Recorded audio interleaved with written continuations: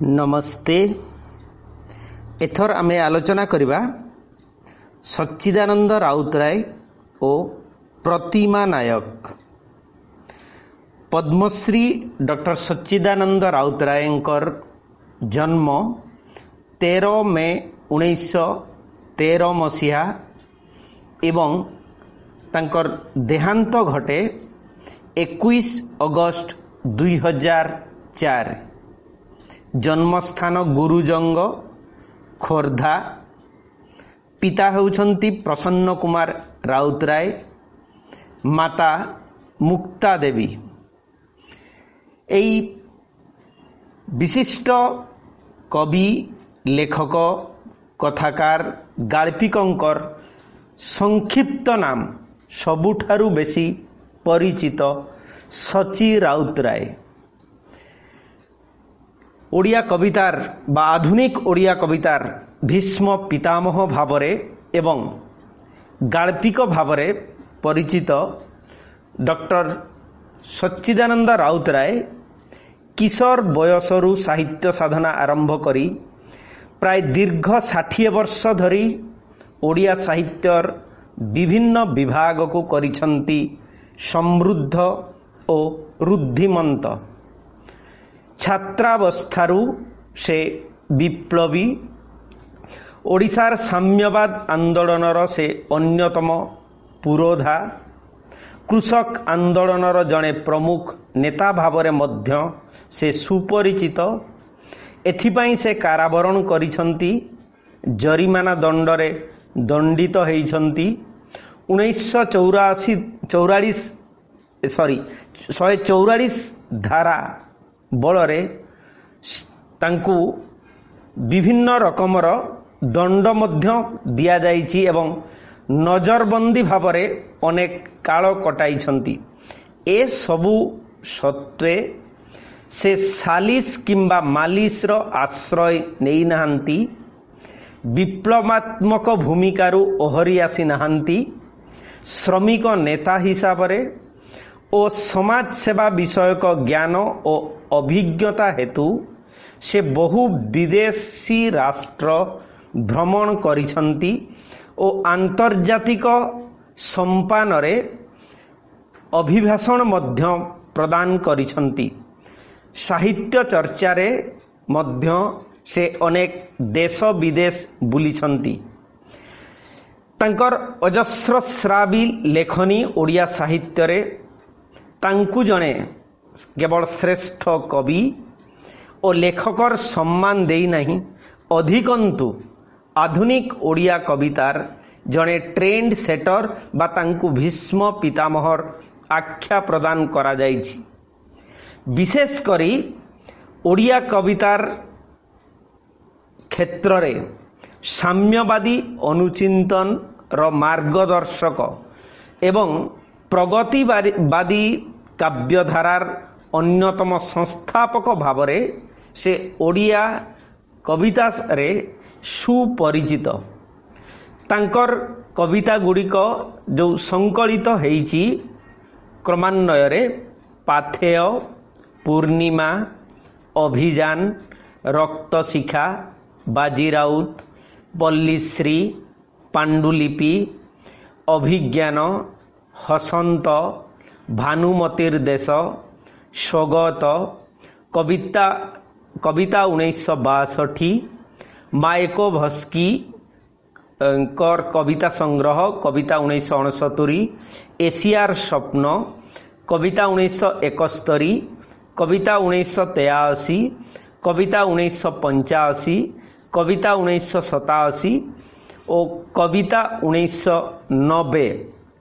एतद्भिन्न रहिछि तांकर उपन्यास चित्रग्रीव, गल्प रहिछि माटीर ताज, मशाणीर फूल, छाई एवं मांकड़ और अन्यान्य गल्प। तांकर रचित समालोचना बा गद्य प्रबंध ग्रंथ हिसाब रे साहित्य विचार और मूल्यबोध, साहित्य रे मूल्यबोध, आधुनिक साहित्यर केतेक दिग एवं तांकर बहुचर्चित आत्मजीवनी हेउची उत्तर कक्ष। तांकर अन्य प्रसंग रे मध्य आलोचना कला बेले आमे कहिछे जे सच्चिदानंद राउतराय तांकर लेखार प्रेरणा संपर्क रे एक कथा कहिसंती जे लेखिबाटा हेउची एक सामाजिक कर्तव्य एवं सेई सामाजिक कर्तव्य से संपादन करिसंती। जदियो मूल्य कामना करिबा न करिबा ये होची व्यक्तिगत विचार कथा, तथापि परवर्ती समय रे से कहिसंती जे विशेष भावरे प्रचलित समाज और राष्ट्रर नाना गफलती पुणी अव्यवस्था दूर करी एक नुआ सुखी समाज गढ़िबार कल्पना मोर पिला दिनरू अछि। एई नुआ जीवनर चेहरा मते अस्थिर करी पकाए। गत 100 वर्ष मध्यरे तीनिटा महायुद्धर माड़ खाई एवं आउ गोटिए महायुद्धर विभीषिका तले अनवरत भयरे कंपी कंपी ए सभ्यतार बंचिबार शक्ति जेमिति क्रमे सुखी गलानी। मनीषर मनर जमीरे आत्मविश्वासर चेरबली आउ जेमिति नाही एवं जहाँ से तांकर चेतना को तांकर अनुभूति को आंदोलित करिछि, जेउथिपाई से अधिक मात्रा रे वास्तववादी कविता गोटाए समय रे रचना करिसंती। सेठी से उल्लेख करबाकू प्रयत्न करिसंती जे काहींकी तांको लेखा बा कवितार धारा एपरी हे। एई प्रसंग रे मध्य से आगकू जाइकी कहउछंती जे चारियाडे विशेष करी विश्वयुद्ध परवर्ती समय परिवेश परिस्थिति को आकलन करी से कहउछंती जे चारियाडे निरात्मा शून्यता, असाफल्यर धू धू बालुवंत, सेई मरुभूमिर मारीच छलना भितरे पराजय ओ पलायनर स्वर, जहा मरणीय ताहा शीघ्र मरी जाऊ ओ ता जगारे नुआ जीवन अंकुरी उठू, एहा मोर आशा ओ दर्शन। एथिपाई संघात ओ समन्वय उभय दरकार। प्रथमे पचासढ़ा समाजर चौकाठ भांगिबाकू ही हेबो, तापरे नूतन सृष्टिर संभार पाई नूतन और समन्वय करिबाकू हेबो। आमर 3000 वर्षर उत्तराधिकार संगे नूतन भविष्यमान समाज संहतिर जगसूत्र स्थापन करिबाकू पड़िबो। एई धारारे संघर्ष और विप्लव, अन्य धारारे नुआ जीवनर समन्वय भित्तिपतन। तेणु मो साहित्यर जलवायु खाली नेतिवाचक बा नन्यर्थक नुहे, एहा इतिवाचक बाह्य धर्मी। ध्वंस और सृष्टि उभयंकु एहा अग्रसर। तेणु प्रचलित विधि व्यवस्था विरुद्ध रे मो साहित्य विद्रोह और विद्रूपर अंकुश जेमिति सबुबेले अति तीव्र और निर्दय भावरे बाजी उठिछि, नूतन जीवनर स्वप्न और नक्शा भी सेही परी मूर्त होई उठिछि। रोमांटिक शैशवर छक अतिक्रम करी नूतन वास्तवतार दिगंत अभिमुखरे एहा क्रम अग्रसर। ए यात्रा खाली मरुभूमि रे कैनभास काराभन रो मरुयात्रा मात्र नुहे, ए यात्रार लक्ष्य नूतन दिगंतर आविष्कार, नूतन पृथ्वीर संधान। तेणु डॉक्टर सच्चिदानंद राउतरायकर कवितार प्रेरणा, लक्ष्य एवं जो सामाजिक उत्तरदायित्व साहित्य द्वारा निर्वाह करने से प्रयास करिसंती, से भितरे आमे गोटिए कथा स्पष्ट भावरे देखिबा, साहित्य को से उभय सौंदर्य अनुभूतिर एवं समाज गठनर एक नियामक हिसाब रे बा एक उपाय हिसाब रे से ग्रहण करिसंती। विशेष भावरे आमे जेतेबेले सच्चिदानंद राउतरायकर काव्य जीवनर आलोचना करू, कुहा जाए जे प्रथम अवस्थारे जीवनर रोमांटिक कविता लेखुथिले एवं परवर्ती कालरे आधिभौतिक विशेष भावरे रवींद्रनाथ ठाकुरंकर मिस्टिक बा रहस्यवादी कवितार प्रभाव बा प्रेरणा रे जेतु से नोबेल प्राइज पाई जाइथिले 1913 मसीहा बेलकू तेणु तांकर प्रेरणा तांकू अधिक प्रेरित करिछि किंतु परवर्ती समय रे साम्यवादी मानववादी एवं विश्वयुद्ध परवर्ती समय रे जो विश्वयुद्ध और जो परिणतिर जो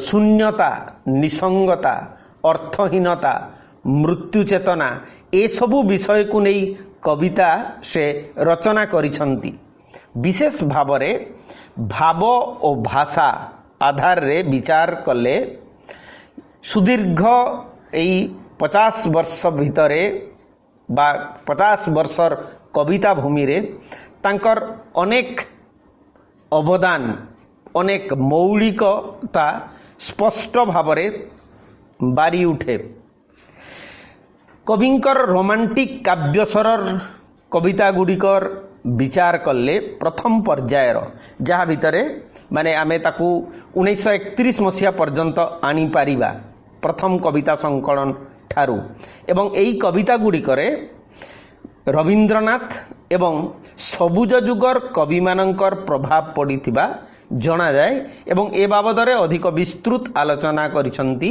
सबुजरु सांप्रतिक ग्रंथरे डॉक्टर नित्यानंद सतपथी एवं एई रोमांटिक कविता गुड़िक मध्यरे विशेष भावरे माला प्रिया शेषरात्रि विदाय अभिनंदन मालविका वृष्टिमुखर निशा महुमाछी मेलाणी आदि जो कविता गुड़िक अच्छी आलोचना करा जाई पारिबो कारण एगुड़िकर भावबिंदु होउची रोमांटिसिज्म प्रणय धर्मी एवं এই प्रत्येक कविता मनीष जीवनर प्रेम प्रणय मिलन विरहर चित्र रे जीवंत तेबे कविंकर प्रथम कविता संकलन पाथेयरे संयोजित सनेट गुड़िक रोमांटिक भावचेतनार ही सार्थक प्रतिबिंब तेबे पल्लीश्री जहा अन्य एक कालजयी सृष्टि एथिरे कविंकर एक स्मृतिर सलज्ज चित्र लिपि हिसाब रे ताकु ग्रहण करा जाई पारिबो यार प्रत्येक कवितारे रोमांटिक चेतना सहित वास्तववादी चिंताधारार समन्वय घटिछि कविता गुड़िक ओडिशार पल्ली जीवनर सौंदर्य और स्वविरोध एवं व्यक्तित्व बोधर को नहीं रचित हेइछि बोली डॉक्टर नित्यानंद सतपथी मध्य उल्लेख करिसंती एई पल्लीश्री कविता गुड़िक ओडिशार पल्ली ग्रामर विशेष भावरे ग्राम्य नारी मानकर सुख दुख कुसंस्कार अंधविश्वास धर्मीय चेतना परंपरा सामाजिक समस्या और प्राकृतिक विपर्ययर करुण रूप रे चित्रित एई संकलन पल्लीश्री संकलनर जो कविता गुड़िक अच्छी मालुणी पल्ली संज छोट मोर गाँटी पल्ली सकाळ पहिली रज बापा बापा पकाइला हुरी ए सबु कविता गुड़िकरे बा तांकर आउ गोटे मध्य गोटे भल कविता ता भितर अछि एई समान धर्म रे मुत भ्रथ नाहक झुओ ए कविता गुड़िकरे तांकर रोमांटिक अवबोधर एक उज्जवल इस्ताहार देखिबा को मिलिबो से गाँ को भल पाइछंती यार भौगोलिक परिवेश तांकर मन को महाविष्ट करिछि से माटी को स्वर्ग रूपे ग्रहण करिछंती जेउ गाँ रे तांकर एंतुड़ी जळिछि सेइठारे तांकर चिता मध्य जळि जिबा को चाहिछंती गाँर चारि पाखरे थिबा छोट छोट कळी आउ फूल गछ नई नाल बण गाई गठर दृश्य तांकु मुग्ध विभोर करिछि ए दुनिया कविंकर गाँ को चिन्हु किंबा न चिन्हु कविंकर आखिरे से सबुठारु बड़।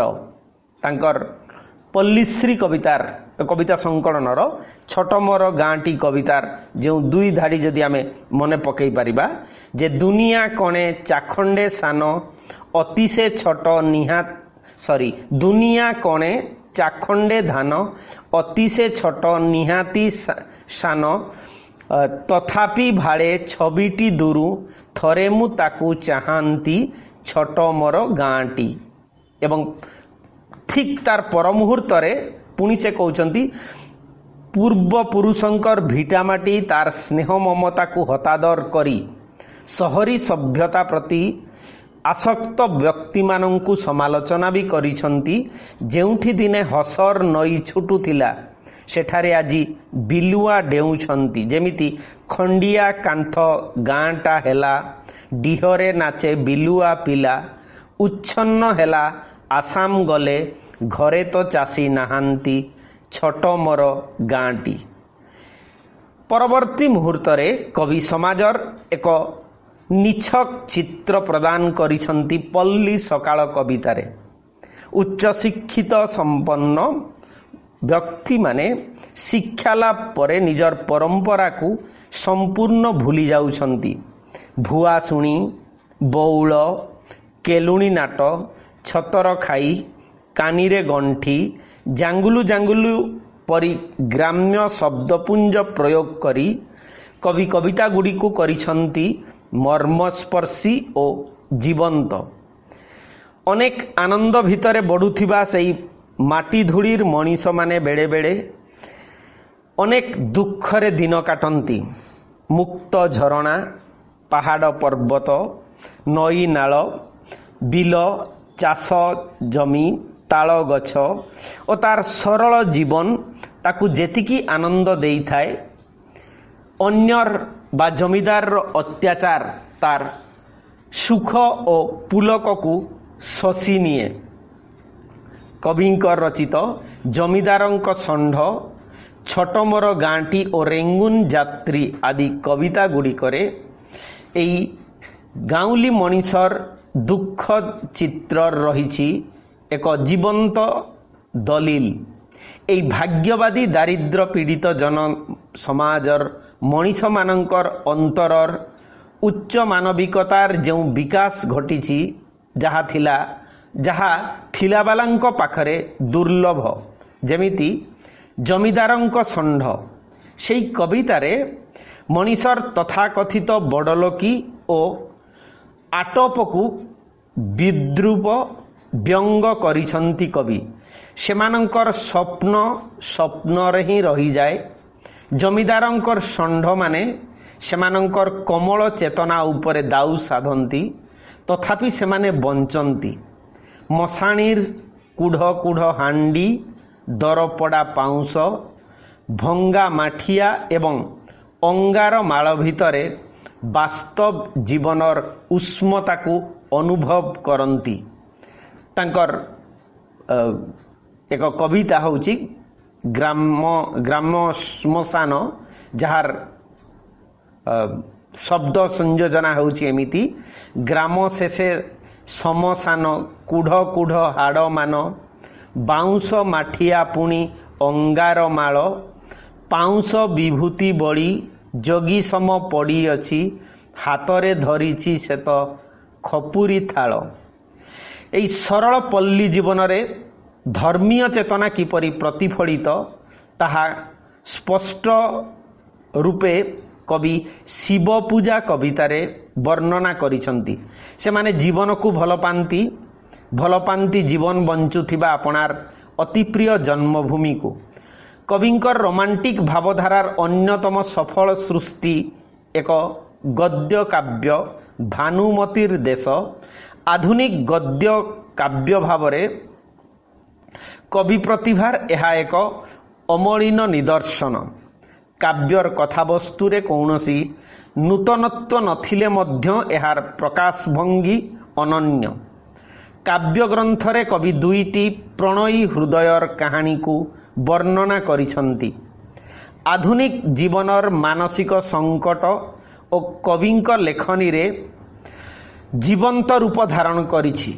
कथावस्तुर परिवेषण रे वास्तवाश्रित रोमांटिक दृष्टिभंगी और बहु विचित्र चित्रकल्प सृष्टि पाठक प्राण को तन्मय और रससिक्त करने संगे संगे सूक्ष्म अनुभूति राज्य रे आलोडन और चमक सृष्टि करिथाए। गभीर जीवनबोध बा उन्नत मानविक रसानुभूतिर परिप्रकाश एई कवितारे नथिले मध्य प्रेम प्रति शिल्पी जीवनर वास्तव दृष्टिकोण और रोमांटिक शिल्पभंगी एई काव्यटीरे बेस उपभोग्य बोली आलोचक देवेंद्र महांती ओडिया भाषा और साहित्य पुस्तकरे उल्लेख करिछंती। भानुमतीर देशर मुख्य काव्यस्वर सहर और मफसल जीवन कैन्द्रिक। विनता हेउची आधुनिक समाज सभ्यता समृद्ध सहरर प्रतिनिधि जार दृष्टिकोण रे लुहा आउ इस्पात सीमेंट और कंक्रीट रो कृत्रिम आकर्षण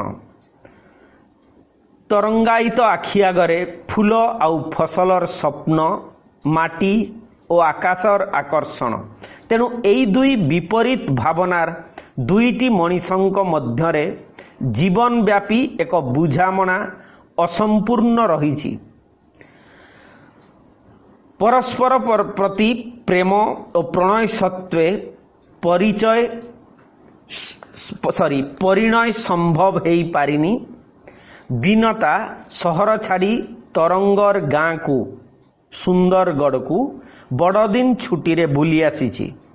से तरंगर गाँर भानुमती नदीर कुलुकुलु नाद एवं तार स्वाभाविक सौंदर्य को देखी सहरर समस्त चित्र को भूली जाइछि। एही प्राकृतिक सौंदर्य रे आत्मविभोर हेई सहरर नीतिदिनिया कानफटा ग्रामफोन शब्द दोकान रो भिड़ ट्राफिक रो घर घर हुंकार रास्तार आवाज और आलकातरार गंध सबुकु से भूली जाइछि। विनतार आखि आगरे केवल भानुमतीर तीरे थिबा नाली कनियर एवं सुनारी फूलर सुबासित एवं सुशोभित दृश्य भासी उठिछि।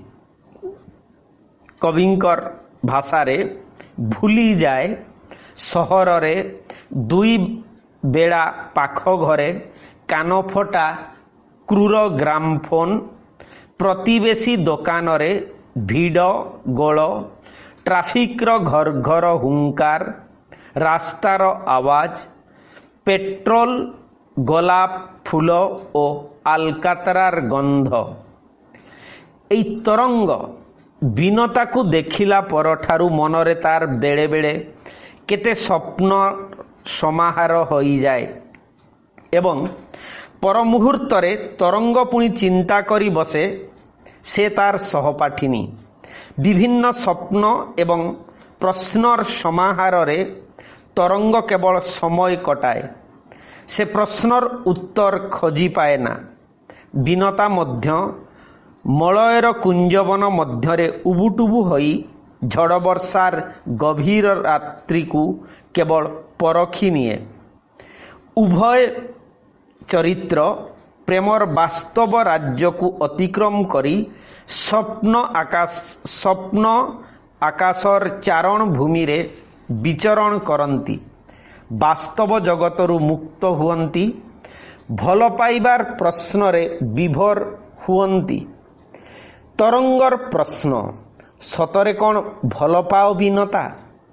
विनतार मुंड सते जेपरी घूरीगला। एक अचानक वर्षा एवं बिजुड़ीर घर घर शब्द सदृश। काव्यरे कवि सहर रे बास करुथिबा एक नारीर सूक्ष्म मानसिक प्रतिक्रिया को सुंदर भावरे वर्णना करिछंती। काव्यरे प्रेमिक और प्रेमिकार विच्छेद घटिथिले सुद्धा ताहा पाठकर प्राणरे करुण रस सृष्टि करे ना। कविंकर चिंताधारा रे प्रेम अपेक्षा जीवनर परिधि बृहत्तर एवं आधुनिक जीवन रे कर्तव्य और प्रगति सम्मुखरे ताहा नितांत नगण्य। विच्छेद लगी नायिकार अश्रु विसर्जन ए जुगर धर्म नुहे, एठी जीवन अपेक्षा प्रेम बड़ नुहे। अतीतर दिने जीवन रे जहा घटी थिला ताकु स्मृतिर पुंजी करी जीवन को ता बाटरे चलाइबाकू हेबो। तरंग आउ बीनता उभयंकर जगत भिन्न। बीनता सहरर चाकचक्यर विलास व्यसन रे बढ़ीची, किंतु तरंग ग्राम्य चेतनार एक प्रतीक। कालर कबलरे कबलित होई दुईटी प्राण किछि समय पाई निज निजर भावसत्ता को एकाठी मिसाई देइछंती। जेउ अतीत को भूली जिबाकू बीनता अनुरोध करुथिला, से अतीत दुहिंक जीवनर अभूला अतीत हेई रही जाइछि। से अतीत कविंकर कल्पनारे और लेखनी रे हेई उठिछि अत्यंत मर्मस्पर्शी। सहर और पल्ली जीवनर पार्थक्य, आधुनिक जीवनर मानसिक संकट एवं अति साधारण प्रणय समस्या कविंक पाखरे जीवंत और सार्थक हेई उठिछि।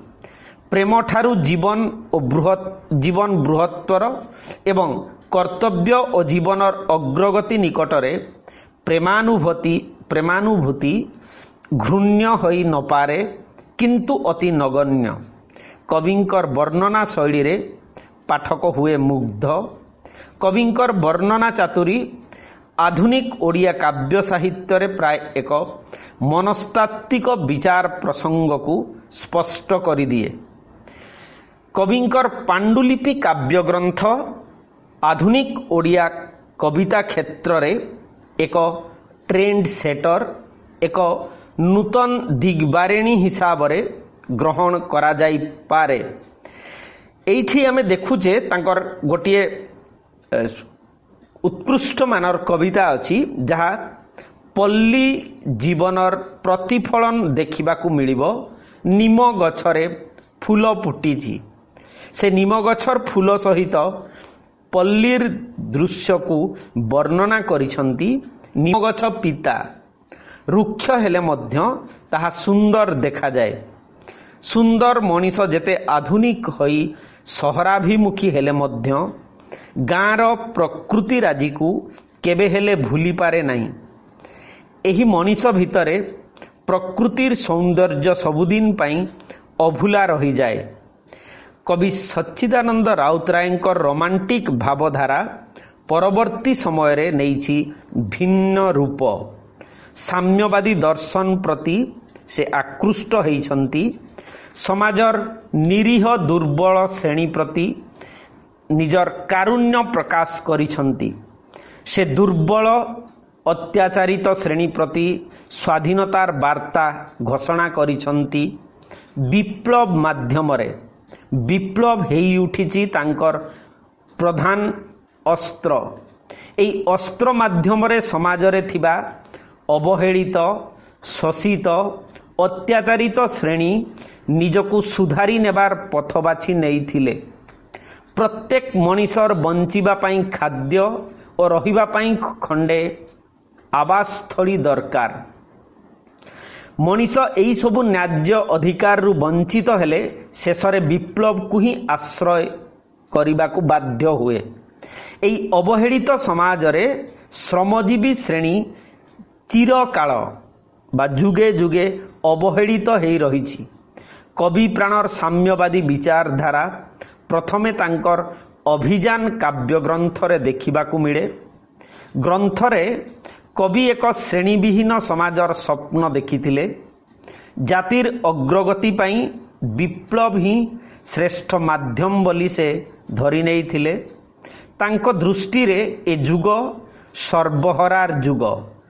समस्त साम्राज्यवाद विरोधी और वामपंथी शक्ति मानंकु एकजुट करी एक श्रेणीविहीन समाज गठन करिबा ही तांकर मूल लक्ष्य।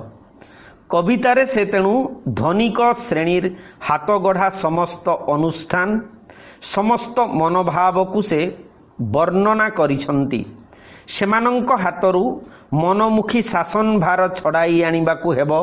ସେଥିପାଇଁ ଉଚ୍ଚାରଣ କରିଛନ୍ତି, ଯେଉଁଠି ମଣିଷ ଶୋଷିତ ନିଷ୍ପେଷିତ ମୂଲିଆ ରକ୍ତରେ ଧନିକ ଗୋଷ୍ଠୀ ଆଜି ରକ୍ତର ହୋଲି ଖେଳୁଛି, ତାର ପ୍ରତିବଦଳରେ ଏବେ ମୂଲିଆକୁ ଏକଜୁଟ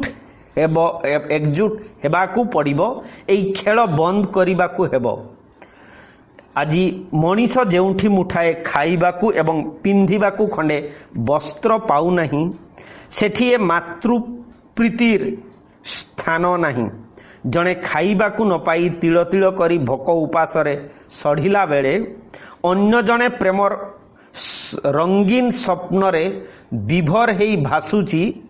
ତେଣୁ କବି ସମସ୍ତ ମୂଲିଆ, ଅତ୍ୟାଚାରିତ, ଶୋଷିତ, ଅବହେଳିତ ଗୋଷ୍ଠୀଙ୍କୁ ଅନ୍ୟାୟ ବିରୋଧରେ ସଂଗ୍ରାମ କରିବା ପାଇଁ ଡାକରା ଦେଇଛନ୍ତି। ଯେଉଁଠି ସର୍ବହରା କବିତାର 2 ଧାଡ଼ି ଭିତରେ ସେ ସ୍ପଷ୍ଟ ଭାବରେ କହିଛନ୍ତି, ଦୀର୍ଣ୍ଣ ବୁକୁର ସ୍ପନ୍ଦନୁଜାତ ଆରେରେ ସର୍ବହରା, ଜାଗ ଆଜି ଦଡ଼ି ଚରଣେ ସକଳ ବନ୍ଧନ ବାଧା ଜରା। କାବ୍ୟନାୟକର ବିଦ୍ରୋହ ଅନ୍ୟ କାହାରି ବିରୁଦ୍ଧରେ ନୁହେଁ ବା କାହାରି ପାଇଁ ନୁହେଁ, କେବଳ ସେହି ଅଧିକାର ବଞ୍ଚିତ ସମୂହଙ୍କ ପାଇଁ। କବି ତେଣୁ ନିଷ୍ପେଷିତ ନିରନ୍ନ ମଣିଷ ଗୋଷ୍ଠୀର ଅନ୍ତିମ ବିଜୟ ସୁନିଶ୍ଚିତ ବୋଲି ସମସ୍ତଙ୍କ ମୁଖରେ ସଚେତନତାର ବାଣୀ ଜଣାଇଛନ୍ତି। କବି ବ୍ରିଟିଶ ସରକାରଙ୍କର ଶାସନ କଳକୁ ମଧ୍ୟ ଘୋର ସମାଲୋଚନା କରିଛନ୍ତି। ଅଭିଯାନ କାବ୍ୟଗ୍ରନ୍ଥରେ ସଂଯୋଜିତ ସ୍ପେନ, ବନ୍ଦୀ, ହାତୁଡ଼ି, ଦେହର ବନ୍ଦନା, ଫାଶୀ ଖୁଣ୍ଟ, ରୁଟି, ସର୍ବନାଶର ପଥେ, କାରାଗାର, ମାର୍ତୁ ଯେତେ ଗୁଡ଼ି, ବିପ୍ଳବର ଜନ୍ମଦିନେ ଇତ୍ୟାଦି ଅନେକ କବିତାରେ ଏହି ସାମ୍ୟବାଦୀ ବା ପ୍ରତିବାଦର ବ୍ୟଞ୍ଜନା ଅଧିକ ସ୍ପଷ୍ଟ ଭାବରେ ଫୁଟି ଉଠିଛି। ବ୍ରିଟିଶ ସରକାରର ଶୋଷଣ ମନୋବୃତ୍ତି କବିଙ୍କୁ ଅସହ୍ୟ ବୋଧ ମନେ ହେଇଛି।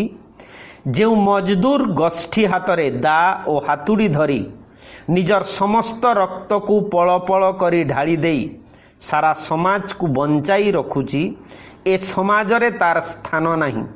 ସେ ଦାନା ମୁଠେ ପାଇଁ ପୁଣି ସେହି ହାକିମଙ୍କ ପାଖରେ ହାତ ପତାଉଛି। ଯେଉଁ ଦାନା ମୁଠିକ ପାଇଁ ମଜଦୁର ନିଜର ପଳ ପଳ ରକ୍ତ ଦେଇ ଉତ୍ପାଦନ କରୁଛି, ପୁଣି ସେହି ମୁଠିକ ପାଇଁ ଅତି କାକୁସ୍ଥ ହୋଇ ହାତ ପତାଇବାକୁ ପଡ଼ୁଛି। ତେଣୁ ମଜଦୁର ସଂଘକୁ ଏକତ୍ରିତ ହୋଇ ଏହାର ଜବାବ ଦେବାକୁ ଆହ୍ୱାନ ଦେଇଛନ୍ତି ସ୍ପେନ କବିତାରେ, ଯାହା ଅଭିଯାନ ସଂକଳନରେ ସ୍ଥାନିତ। କବିଙ୍କର ବାଣୀ ହେଉଛି, କବିଙ୍କର ଶବ୍ଦ ହେଉଛି ଏହି ରକମ, ଉଠ ମଜଦୁର ବଡ଼ ବିପଦରେ ତମର ଯେ ଗଣତନ୍ତ୍ର, ମନ୍ଦ୍ର ଆରବେ ଘୋଷରେ ଦଳିତ ସାମ୍ୟ ନୀତିର ମନ୍ତ୍ର, ଧର ହତିଆର ଟେକ ଭାଇ ଢାଲ ଡାକ ଦିଏ ହିମାଚଳ, କକେଶ ସାନୁ ଥରାଇ ଗଙ୍ଗାର କଳା ଜଳ। କବିତାର ନାମ ହେଉଛି ସ୍ପେନ। ରୁଟି କବିତା ବ୍ୟକ୍ତି ଜୀବନର ଅସହାୟତାର ଏକ ସଫଳ ରୂପାୟନ। ମଣିଷ ଜୀବନ ଦାନା ମୁଠାକ ପାଇଁ ପଶୁଠାରୁ ମଧ୍ୟ ହୀନ ହେଇ ପଡ଼ିଛି। ଯେଉଁ ମଣିଷ ଖଟି ଖଟି ସାମାନ୍ୟ ରୁଟି ଖଣ୍ଡେ ନ ପାଇ ଜୀବନକୁ ଯନ୍ତ୍ରଣା ମଧ୍ୟକୁ ଠେଲି ଦିଏ, ସାହେବଙ୍କର ଅତି ଅଲିଅଳ ପୋଷା କୁକୁର ଆରାମରେ ଗଦି ଉପରେ ବସି ରୁଟି ଦରଚବା କରି ଫିଙ୍ଗି ଦିଏ, ଏହି ବିଷମତା ପ୍ରତି କବିଙ୍କର ପ୍ରାଣ ଆନ୍ଦୋଳିତ ହେଇ ଉଠିଛି। ସାମାଜିକ ଓ ଅର୍ଥନୈତିକ ବ୍ୟବଧାନକୁ ଦୂର କରିବାକୁ ଫାଶୀ କାଠରେ ଝୁଲିବା ପାଇଁ ମଧ୍ୟ ସେ ମଣିଷକୁ ଆହ୍ୱାନ ଦେଇଛନ୍ତି। କାରାଗାର ଓ ଫାଶୀଖୁଣ୍ଟ ହିଁ ଚିରଦିନ ମୁକ୍ତିର ନୂତନ ବାଟ ଫିଟାଏ। ମାନସିକ ଦ୍ୱନ୍ଦ୍ୱ ଭିତରେ ଯନ୍ତ୍ରଣାକ୍ତ କବିସତ୍ତା ଈଶ୍ୱରଙ୍କର ଅସ୍ତିତ୍ୱ ସଂକ୍ରାନ୍ତରେ ମଧ୍ୟ ପ୍ରଶ୍ନ କରିଛନ୍ତି। अभियान संकलनर आउ एक उल्लेखनीय कविता होउची भगवान अछ काहीं, जार दुई धाड़ी एमिति चुरीबाकू हेले धनीर विधान भक्त तमर लड़ा भगवान तमरी कबर धनीर कबर मरण तमर चाही भगवान अछ काहीं।